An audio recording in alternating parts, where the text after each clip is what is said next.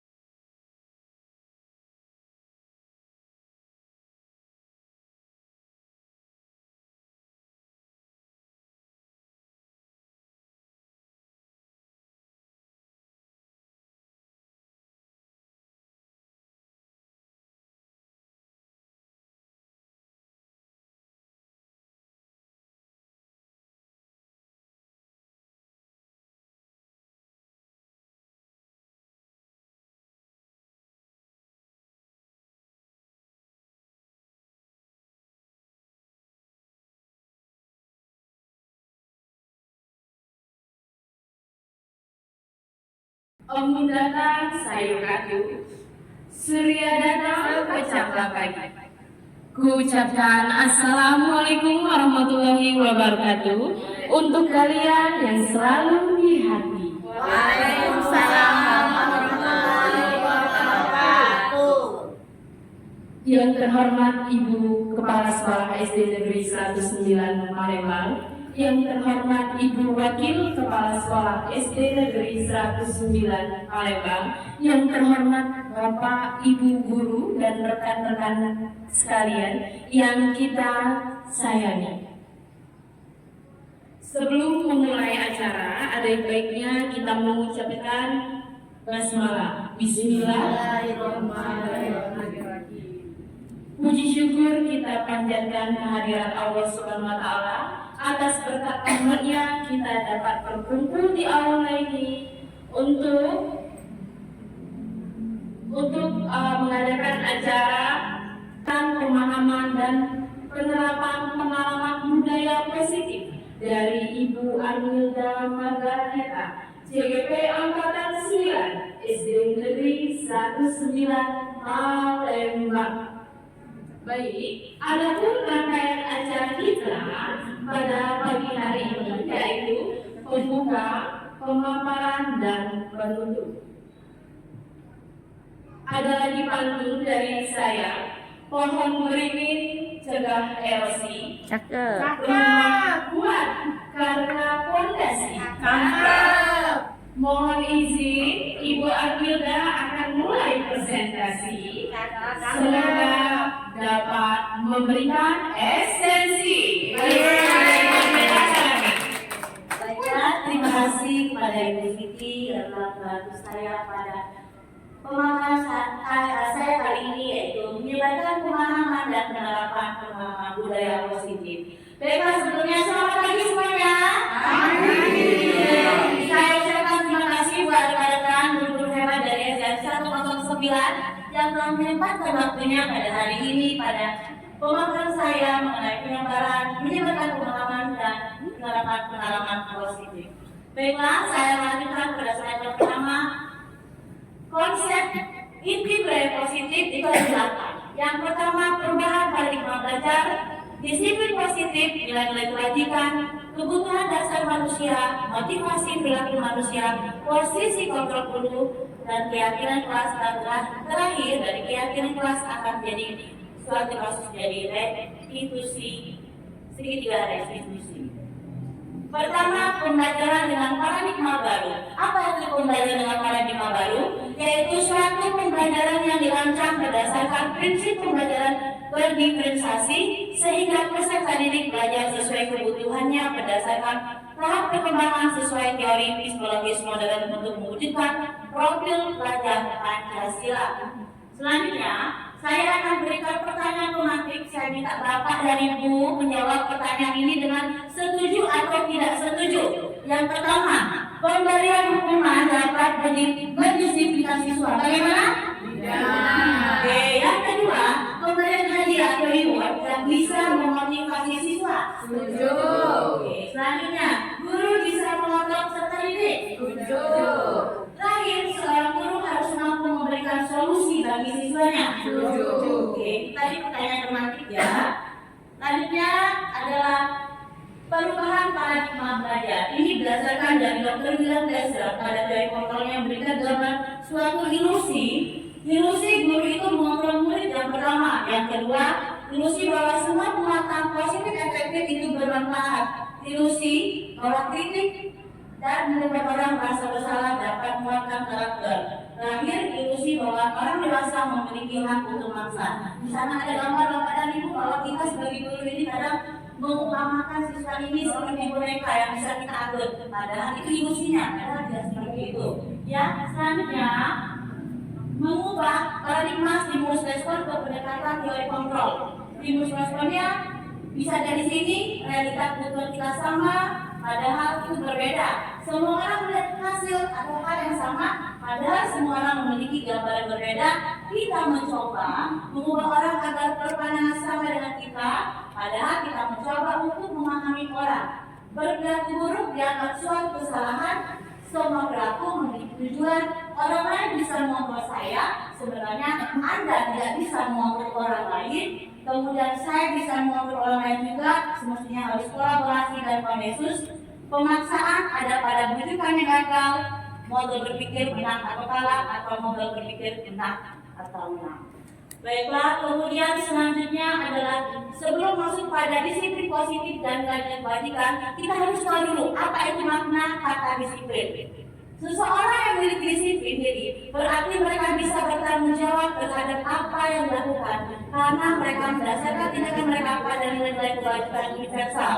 Di mana dikatakan oleh Ki Hajar Dewantara sebagai Bapak Pendidikan Nasional dan juga Menteri Pertama Pendidikan Indonesia, pertanggungjawaban itulah selalu menjadi sisihannya hak atau kewajiban dari seseorang yang telah melaksanakan kepimpinan dalam umumnya. Adapun artinya tidak lain orang tadi harus mempertanggungjawab dirinya serta ketika mampu dari segala hak dan kewajibannya. Baiklah, selanjutnya baru kita akan tahu apa disiplin positif. Disiplin positif adalah salah satu penerapan disiplin yang bertujuan untuk menumbuhkan kesadaran serta memberdayakan peserta didik tanpa imbalan penghargaan atau reward, ancaman, dan hukuman. Sebagai pendidik, kita menciptakan peserta didik yang memiliki disiplin diri sehingga mereka berlaku maju pada nilai kebajikan universal dan memiliki motivasi intrinsik motivasi dalam diri pribadi mereka dan perubahan perilaku ke arah yang lebih baik. Baiklah, kemudian disiplin positif dan nilai-nilai kebajikan universal. Nilai-nilai kebajikan adalah sifat positif manusia yang merupakan tujuan mulia yang ingin dicapai setiap individu. Nilai-nilai tersebut bersifat universal dan lintas bahasa, suku, agama maupun latar belakang. Setiap perilaku atau perbuatan mempunyai tujuan. Dalam mengaitkan kebajikan yang diyakini seseorang, maka motivasi intrinsik dalam dirinya akan terbangun sehingga menggerakkan motivasi dalam untuk mencapai tujuan mulia yang diinginkan. Katakan oleh Diana Gosem nilai kebajikan yang ingin dicapai oleh setiap Indonesia kita itu dikenal dengan profil pelajar Pancasila, yaitu beriman dan bertakwa kepada Tuhan dan berakhlak mulia, mandiri, bernalar kritis, bergotong royong dan kreatif. Bagaimana Bapak Ibu, masih semangat semuanya untuk mendengarkan saya? Semangat, masih semangat. Baiklah, sebelum saya lanjut bersama-sama, saya akan berikan salah satu bentuk budaya positif kita di sekolah adalah 5S. Apa 5S? Senyum, salam satu. Jadi gini ya. Bila bertemu teman tersenyumlah, lalu ucapkan salam kepadanya. Sapa apa kabarnya, sopanlah kepadanya. Satu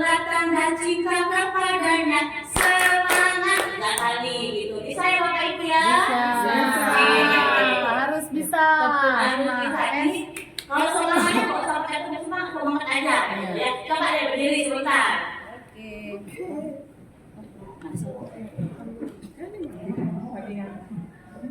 Kita sama-sama ya.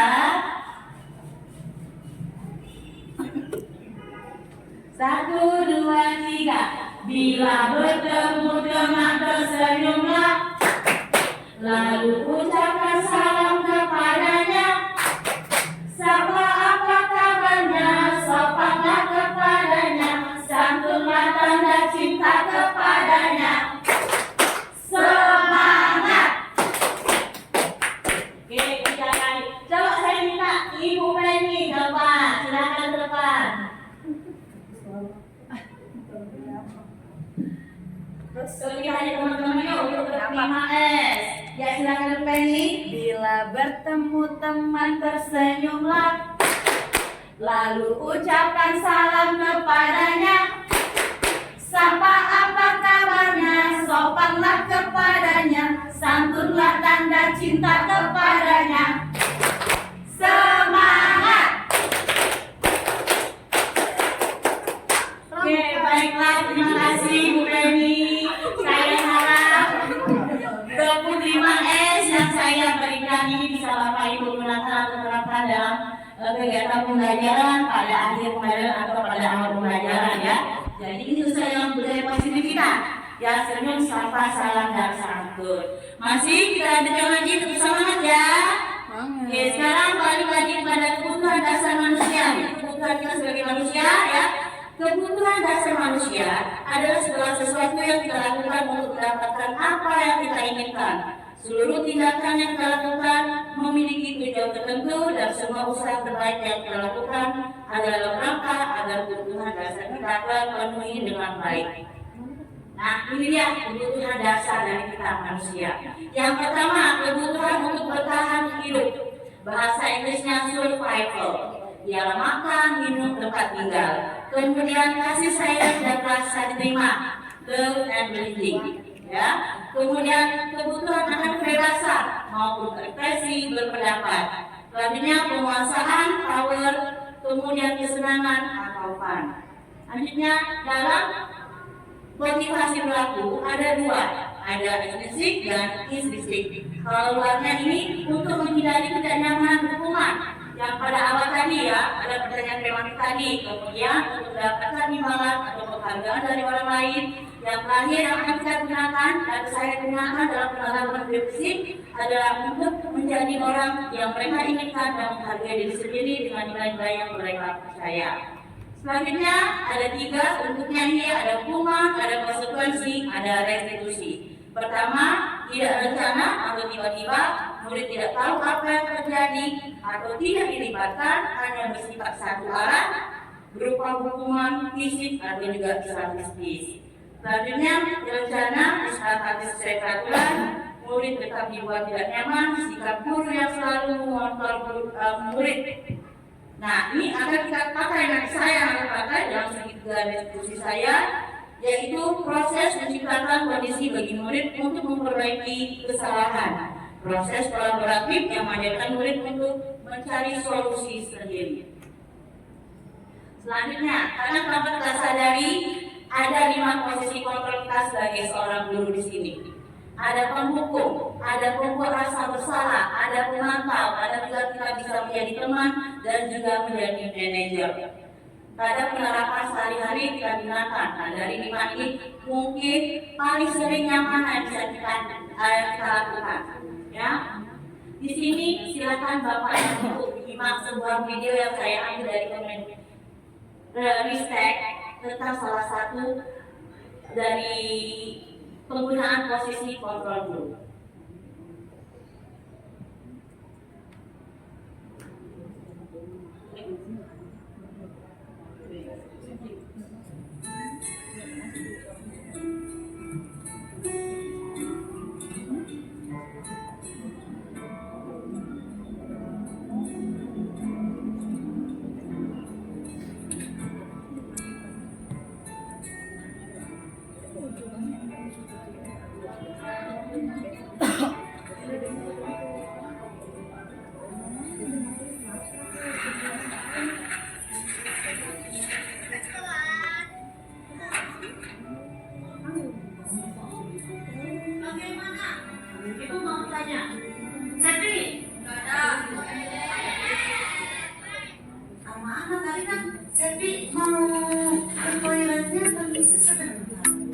Nah, ketahuan ya.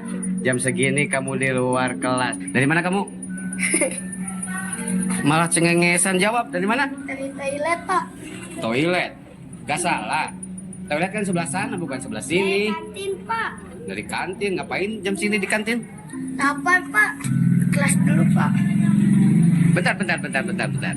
Besok jam 8 ditunggu sama Bapak di kantor ya. Sekarang masuk. Tapi masih ingat apa yang telah dilakukan selama ini yang merugikan orang lain?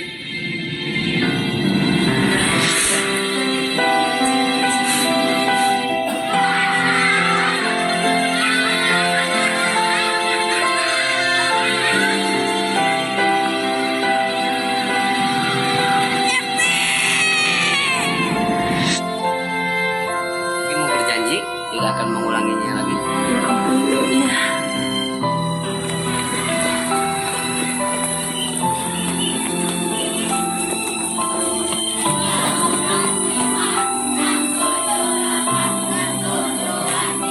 Kamu kenapa terlambat? Pernah dipanggil sama kepala sekolah. Nah, sekarang kamu pemanasan. Lari 5 kali. Ayo kamu, lari dulu 5 kali.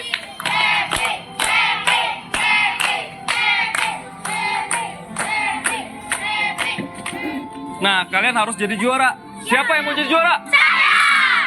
Sandy. Saya, Pak. Andi. Saya, Pak. Cepi. Bapak itu percaya kalau dalam diri kamu itu ada jiwa pemenang. Bener, kamu semua. Ayo.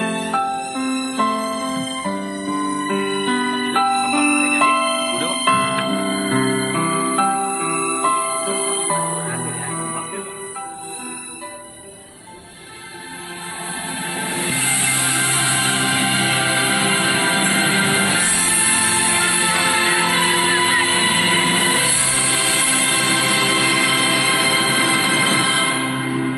Semangat, ayo berlari. Semangat.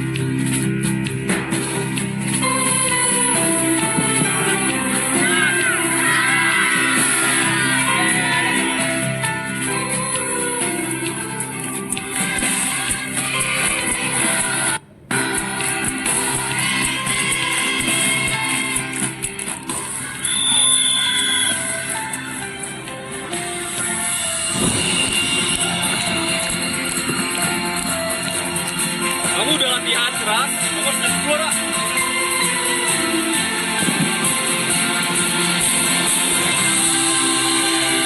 Microphone off. Microphone on.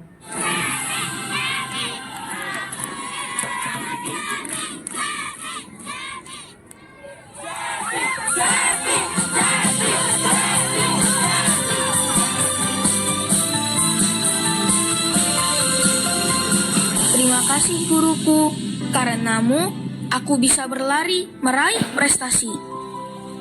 Baiklah Bapak dan Ibu, itu salah satu video yang mana dalam video itu ada 5 posisi kontrol yang akan diciptakan oleh pemeran dalam video tersebut.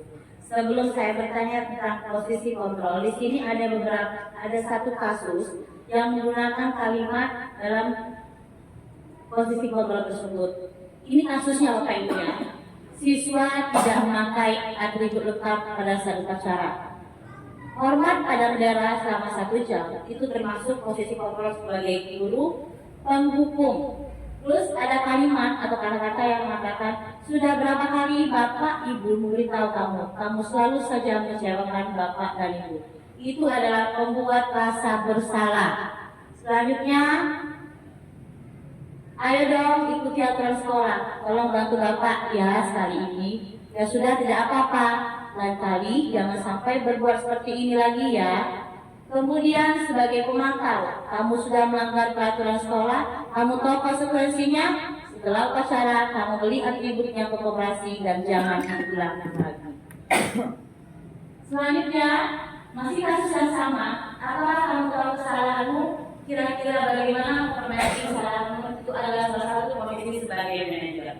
Kembali dari video yang saya berikan. Apakah Bapak Ibu bisa melihat posisi kontrol apakah yang ada dalam video tersebut? Ada tidak dari 5 posisi kontrol tersebut? Ada. Ya, apa saja bisa? Sebagai manajer. Terus apa lagi? Dari 5 posisi, adakah sebagai teman di sana? Ada. Ya, dari guru olahraganya tadi. Kemudian penghukum, ada tidak Bapak Ibu? Ada. Yang mana? Dari kita? Ya, kita cek di. Ya, harus keliling lapangan. Selanjutnya pemantau, ada tidak di sana? Ada ya, di mana Bapak Ibu melihat perkembangan dari Cepi, apakah dia mampu ya untuk mengikuti lomba itu. Selanjutnya ada pertanyaan kepada Bapak dan Ibu, silakan ya diisi 5 posisi kontrol. Posisi kontrol apakah kamu telah membuat Bapak dan Ibu kecewa akan perbuatan hari ini? Apa yang kira-kira? Sebagai apa? Membuat rasa bersalah. Ya betul ya, membuat rasa bersalah. Selanjutnya, posisi kontrol kamu tidak benar melakukannya. Sebagai apa? Penghukum, pemantau, apa? Pemantau. Kamu tidak pernah melakukannya. Penghukum. Iya, sebagai penghukum. Jadi kita langsung menjadi sendiri, kamu tidak pernah melakukannya ya. Selanjutnya, apa rencanamu untuk menyelesaikan masalah ini? Kira-kira sebagai apa? Manajer. Iya, betul, sebagai manajer. Dan selanjutnya, ayolah, lakukan dari Bapak dan Ibu ya. Pemantauan teman. Iya, sebagai teman. Ya, betul. Terakhir, kamu tidak pernah mendapatkan nilai jika tidak mengerjakan tugas. Itu sebagai apa? Merasa bersalah. Pemantau. Ya, terima kasih ya. Selanjutnya adalah keyakinan kelas. Keyakinan kelas. Keyakinan kelas mengapa tidak peraturan saja? Karena kita selalu mengatakan peraturan saja. Tidak usah keyakinan. Nah, mengapa seperti itu? Nah, di sini keyakinan itu lebih menekankan seseorang akan lebih motivasi seseorang dari dalam. Seseorang akan tergerak dan semangat untuk menjalankan keyakinannya daripada hanya sekedar mengikuti serangkaian peraturan tertulis tanpa makna. Murid-murid pun demikian, mereka perlu mendengarkan dan memahami arti sesungguhnya peraturan yang diberikan. Apa yang dibalik peraturan tersebut, apa tujuan utamanya, dan menjadi tidak tertarik atau takut sehingga hanya sekedar mengikuti serangkaian peraturan yang mengatur mereka tanpa memahami tujuan-tujuannya. Di sini Bapak dan Ibu ya, saya membuat kesepakatan dengan anak-anak lalu membentuk menjadi pembentukan keyakinan kelas yang mana keyakinan itu bersifat abstrak berupa pernyataan universal dibuat dalam pernyataan positif sedikit saja agar mudah diingat sesuai dengan kondisi kelas yang mana semua warga kelas dilibatkan pada saat membuat keyakinan kelas. Ini salah satu ya. Nah, ini kegiatan saya sama anak-anak. Saya memberikan stimulan untuk keseluruhan di mana mereka membuat peraturan sehingga akan menjadi kegiatan kelas. Mereka memikirkan kalimat yang singkat saja. Selanjutnya, setelah mereka membuat, saya akan minta mereka menempelkan di dinding. Ya. Yang warna pink itu untuk perempuan, kemudian warna hijau itu untuk laki-laki. Ini ya. Selanjutnya sedikit juga diskusi. Setelah saya membuat suatu keyakinan kelas, maka tentu saja ada peraturan yang akan dilakukan mereka dalam melakukan segitiga diskusi ini. Apabila anak melakukan suatu pelanggaran, maka saya akan menggunakan segitiga ini. Segitiga diskusi adalah suatu proses dialog yang dijalankan oleh orang tua atau murid agar dapat menghasilkan murid yang mandiri dan bertanggung jawab. Selanjutnya, dalam segitiga diskusi ini saya menggunakan ada 3. Pertama, menstabilkan identitas, kemudian menanyakan keyakinan, dan terakhir validasi tindakan yang salah. Baiklah, video selanjutnya lagi. Yang pertama, menstabilkan identitas berdasarkan prinsip membuat kesalahan adalah bagian proses pembelajaran. Jadi ada beberapa kalimat di sini ya. Salah satu, berbuat salah itu wajar, tidak ada manusia yang sempurna. Ibu Bapak tidak mengancam yang benar atau salah, tapi ingin mencari solusi dari permasalahan ini. Kamu berhak merasa begitu. Setelah melestarikan identitas, ada namanya validasi tindakan salah. Maka itu berdasarkan prinsip setiap pelaku berupaya memenuhi suatu kebutuhan tertentu. Ada kata-katanya di sana, kamu pasti punya alasan mengapa melakukan itu. Kalau kamu bisa melakukan yang lebih buruk dari ini ya, kamu patut bangga karena telah melindungi segala sesuatu yang penting buatmu. Kamu melakukannya karena mempertahankan sesuatu yang penting bagimu. Baiklah, selanjutnya terakhir adalah menanyakan keyakinan. Berdasarkan prinsip teori kontrol dan kayak ungkapan pertama tadi, pada dasarnya kita termotivasi secara intrinsik dari dalam diri kita. Jadi anak itu bertanya karena motivasi, bukan karena dari ekstrinsik dari luar. Kita tanyakan apa keyakinan kelas kita, mulai dari apa yang kita sepakati bersama, seperti apa gambaran kelas yang ideal menurut kamu ingin menjadi orang seperti apa. Berikut ini adalah contoh kasus penerapan restitusi yang kelas lakukan di kelas.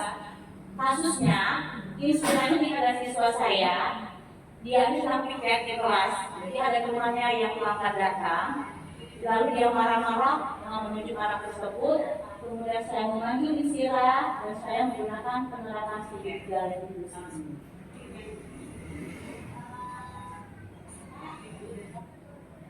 Nah, kembali lagi ke kita.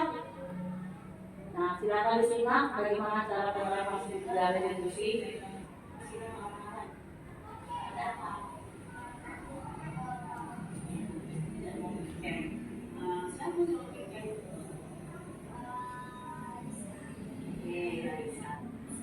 Bagaimana kita bisa mengamalkan katanya? Ya, begitu.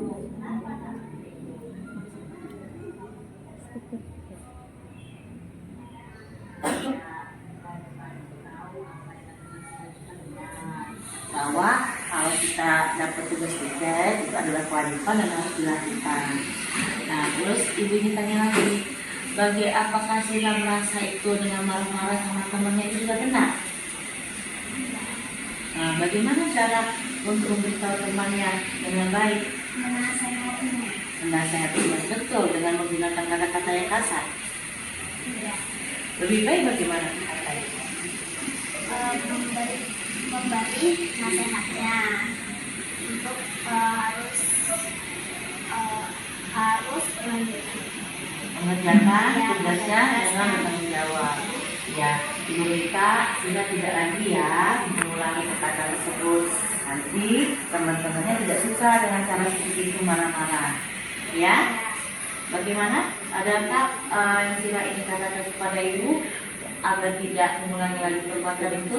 Mau berjanji? Mau berjanji dengan Ibu kalau tidak akan mengulangi lagi marah-marah dengan temannya? Coba bagaimana? Saya berjanji Ibu. Saya berjanji Bu, saya tidak akan mengulangi lagi atas kita Tapi perbuatan sekarang itu juga bagus ya untuk temannya. Cuma caranya saja yang salah. Baiklah, sekarang silakan sudah kembali ke kelasnya. Ya, jangan ulangi lagi ya. Silakan ya kembali ke kelasnya. Baiklah Bapak Ibu, salah satu contoh penerapan program disiplin positif itu hendaknya guru memiliki standar kepribadian profesional sosial yang baik di mana guru mampu merepresentasikan dirinya dalam posisi kontrol saat ini. Bagaimana kita sebagai guru itu menempatkan diri kita sebagai among yang menuntun murid-muridnya menjadi insan yang mandiri, merdeka dan bertanggung jawab. Baiklah, kali ini saya minta coba kita bermain peran dahulu ya. Salah satu bapak atau ibu jadi guru dan salah satu jadi siswa. Kasusnya ini siswa tersebut terlambat datang ke sekolah sudah 3 kali. Dan ibu guru itu bagaimana cara memberikan menggunakan sendiri dari institusi itu kepada anak tanpa menghakimi, tanpa menghukum. Saya mohon bantuannya kepada Ibu Santi dan juga Ibu Penny. Maaf ya, Bu Penny sebagai siswa ya. Kemudian Ibu Santi sebagai gurunya. Kita bertentang dulu ya. Ini kasusnya ini bukan ini terlambat datang ke sekolah sudah 3 kali. Ya, kemudian dia dipanggil oleh Ibu Santi ke ruangan Ibu Santi. Terus nanti Ibu Santi akan memberikan atau mencoba menerapkan segitiga instruksi tersebut. Ya, ya. Baiklah, ini salah satu contoh kasus. Nanti kita semua bisa melihat dari penerapan segitiga instruksi yang telah saya jelaskan tadi. Baiklah, ini dia contoh. Ibu guru coba menjadi murid dulu. Kira-kira kasusnya, ini adalah kasusnya terlambat, ya. Silakan. Assalamualaikum Bu Santi. Waalaikumsalam. Selamat pagi teman-teman. Pagi. Dulu nak. Aku dulu selamat pagi.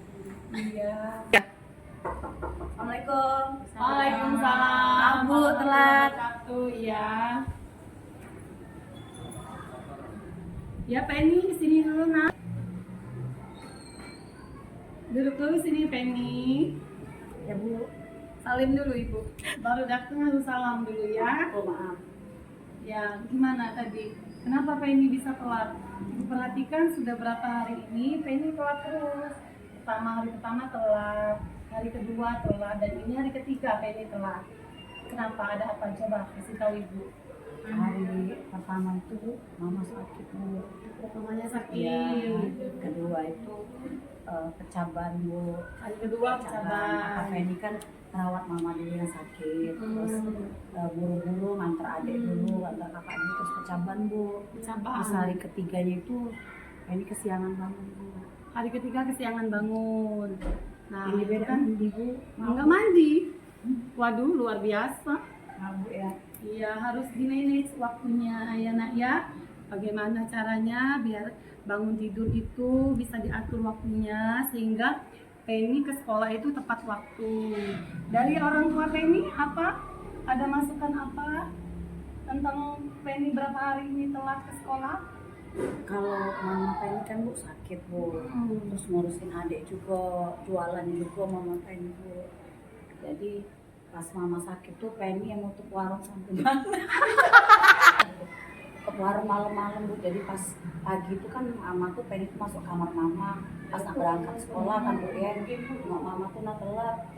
Penny pikir nak telat ini nak ngawal Mama dulu. Karena kan Penny ayu Penny tuh Bu agak cuek sama orang tua Bu. Jadi Penny tuh lah jadi ngasih Mama obat apa-apa makanya telat. Nah yang hari kedua itu ya pecaban itu Bu, dalam apa kayak Penny berusaha berubah. Penny kakek palingan dia minta bantu ayubnya Penny untuk kerja sama ngerawat Mama juga. Oke, jadi langkah apa ke depan yang Penny lakukan untuk memanage waktu Penny agar Penny bisa tepat waktu ke sekolah? Kira-kira apa yang akan Penny lakukan? Paling ya kerja sama saudara Bu di rumah untuk warung itu. Berarti Penny lakukan diskusi dulu dengan saudaranya bagaimana caranya dia berbagi dengan saudaranya untuk merawat ibunya di rumah. Kemudian memanage waktunya kembali agar Penny bisa mengatur, bisa ke sekolah tepat waktu, gitu ya. Abu ya. Ya, tidak apa-apa. Insya Allah Bu besok-besok nak telat lagi di sekolah. Ke depan harus diperbaiki kembali ya. Oke. Makasih ya Bu ya. Ya, boleh. Makasih ya, Bu. Silakan. Baiklah, kita salah satu contoh penerapan pendidikan institusi yang telah dilakukan oleh rekan-rekan guru-guru hebat semuanya. Tepuk tangan semuanya. Terima kasih untuk Ibu Santi dan Ibu Penny telah membantu saya dalam penerapan segitiga restitusi. Baiklah, itu terima kasih dari saya. Salah satu penerapan budaya positif yang telah saya lakukan dan telah saya paparkan pada rekan-rekan semua. Besar harapan saya bahwa apa yang saya lakukan ini bisa menempatkan dan bisa digunakan oleh Bapak dan Ibu dalam mendidik anak-anak kita di SDN 109. Mawar berduri jatuh di batang, coba dimakan para dalang. Kututup hari dengan ucapan jamuan telah menunggu untuk semua. Wassalamualaikum warahmatullahi wabarakatuh. Saya kembalikan kepada Ibu Siti.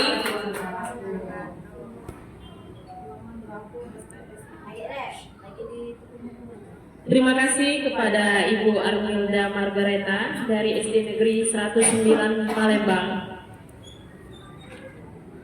Baik, itulah tadi presentasi dari Ibu Armilda Margareta tentang menyebarkan pemahaman dan penerapan pengalaman positif atau budaya positif untuk SD Negeri 109 Palembang. Baik, itu saja.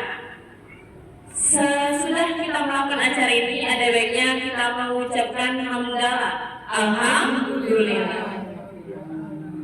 Pantun dari saya, lihat burung cendrawasih.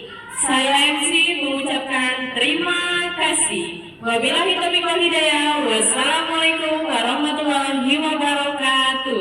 Waalaikumsalam warahmatullahi wabarakatuh.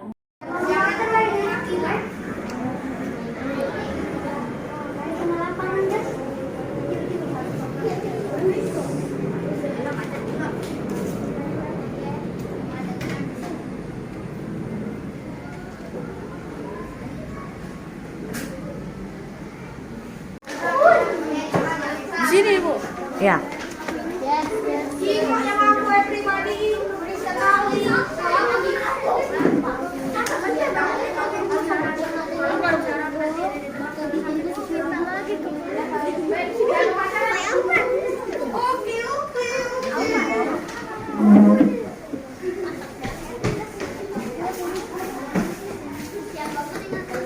Selamat pagi Abiu, apa kabarnya hari ini?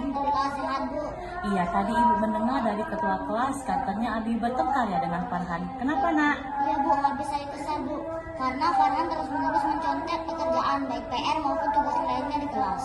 Iya, sebenarnya wajar kalau misalkan Abiu marah terhadap Farhan.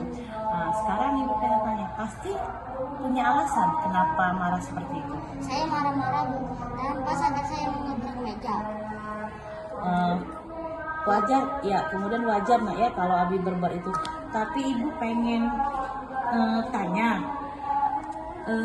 karena Abi tidak merasa rela pekerjaannya itu dicontek, pasti marah. Ibu menghargai tindakan itu, tetapi tidak sampai berbuat dan sampai terlalu jauh, misalkan memukulnya. Benar? Sekarang coba kita pikirkan, apakah tindakan Abiu dengan menggebrak meja dan marah-marah dengan temannya itu perbuatan yang bagus? Kemudian menurut Abiu keyakinan apa yang Abiu langgar? Saling menghormati antar teman. Iya, saling menghormati antar teman. Jadi menghormati teman itu adalah tindakan yang bagus.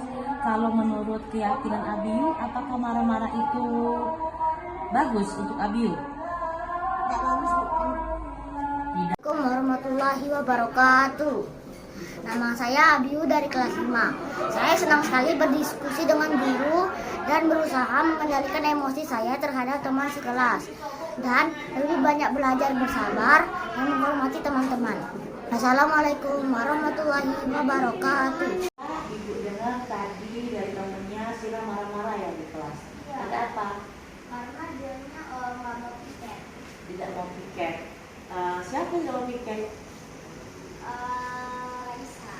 Oke, Raisa. Terus bagaimana dia bisa marah-marah? Katanya sambil teriak, ya, sambil nunjuk. Kenapa nak seperti itu? Karena dia nggak mau piket berarti itu kewajiban saya. Iya, kewajiban ibu tahu apa yang dilakukan Sila itu sudah benar. Bahwa kalau kita dapat tugas piket itu adalah kewajiban dan harus dilakukan. Nah, terus ibu ingin tanya lagi, apakah Sila merasa itu dengan marah-marah sama temannya itu sudah benar?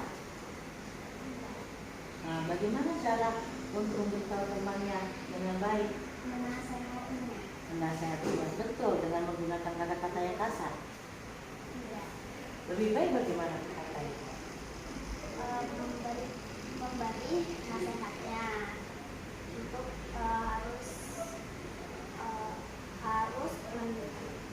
mengerjakan tugasnya dengan bertanggung jawab.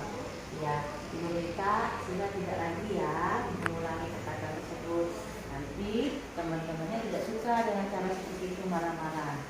Ya, bagaimana? Adakah yang Sila ingin katakan kepada Ibu? agar tidak mengulangi lagi perbuatan itu? Mau berjanji? Mau berjanji dengan itu kau tidak akan mengulangi lagi marah-marah dengan temannya? Coba bagaimana? Saya berjanji Bu. Saya berjanji Bu, saya tidak akan mengulangi lagi atas kesalahan saya yang tidak marah sama teman saya. Ya, tapi perbuatan salah itu juga bagus ya untuk temannya. Cuma caranya saja yang salah. Baiklah, sekarang silakan sudah kembali ke kelasnya. Ya, jangan ulangi lagi ya. Silakan ya ke kelasnya. Ya. Assalamualaikum warahmatullahi wabarakatuh. Perkenalkan, nama saya Syirama Deko dari kelas 5B. Saya akan bercerita tentang teman saya. Saya tadi tuh marah-marah sama teman saya karena dia tidak mau pikir kelas. Dan saya bilang sama guru saya, dan guru saya menasihati saya untuk bersabar, dan saya akan berhati-hati, dan saya harus menjaga sikap yang lebih baik dan tidak boleh lagi marah-marah. Terima kasih. Assalamualaikum, saya Pita, saya rekan kerja dari Ibu Armilda. Hari ini Ibu Armilda berhasil mempresentasikan mengenai penyebaran pemahaman dan penerapan pengalaman budaya positif. Seperti yang kita ketahui, di dunia pendidikan ini kita memiliki tujuan yang paling utama adalah membuat anak-anak mampu berbudaya positif, baik melalui sikap terhadap diri sendiri, teman, maupun lingkungan sekitarnya. Untuk hari ini saya lihat, dan apa yang saya dapatkan dari presentasi ini, bagaimana kita sebagai guru harus mampu menanamkan sikap disiplin tersebut kepada siswa, agar siswa juga terbiasa dan tidak mampu melakukan kesalahan-kesalahan secara berulang. Tadi juga sudah bermain peran itu juga sangat mempermudah kami untuk memahami apa materi inti, karena kita sebagai guru selain mengetahui ilmu pengetahuan, tapi kita juga harus mengetahui bagaimana cara kita mampu mengolah sikap, mengolah rasa kepada anak, agar anak yang melakukan kesalahan itu dapat merasa bahwa itu salah dan mau memperbaiki kesalahannya. Selain itu, disiplin positif ini juga ternyata dampaknya sangat baik, karena kita juga dapat membuat siswa itu menjadi lebih bertanggung jawab, membuat siswa tidak mau mengulangi kesalahannya. Jadi antara siswa dan guru itu dapat timbal balik agar semua kegiatan belajar di sekolah berjalan dengan baik. Mungkin itu saja yang saya dapat tarik dari hasil presentasi hari ini. Semoga kegiatan yang lainnya juga berjalan dengan lancar. Wassalamualaikum warahmatullahi wabarakatuh. Assalamualaikum warahmatullahi wabarakatuh. Perkenalkan, nama saya Hani Widya Oktafarani. Saya adalah guru dari SD Negeri 109 Palembang. Setelah saya menyimak pemaparan dari Ibu Armilda Margareta, pemikiran saya tercerahkan. Jadi ternyata guru itu ada beberapa tipe. Ada sebagai teman, ada sebagai manajer, penghukum, pembuat merasa bersalah, seperti itu. Nah, mungkin tanpa saya sadari, mungkin saya juga pernah sebagai tipe penghukum, atau mungkin juga saya membuat anak merasa bersalah. Jadi di sini dari materi yang Ibu agak jelaskan tadi membuat saya merenung.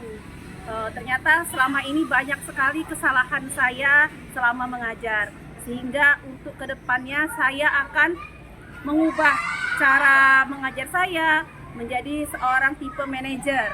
Kemudian bagaimana ketika seorang anak merasa bersalah, bagaimana saya itu mengajak anak bersama-sama mencari segitiga restitusi, kemudian bersama-sama mencari solusi dari permasalahan anak tersebut tanpa selalu menyalahkan, kemudian tanpa mencari penyebab kenapa anak ini melakukan suatu kesalahan. Jadi sekali lagi saya ucapkan terima kasih kepada Ibu Armilda Margareta atas pemaparannya, sehingga dapat menjadi pembelajaran saya untuk kedepannya menjadi guru yang lebih baik lagi. Terima kasih. Wassalamualaikum warahmatullahi wabarakatuh.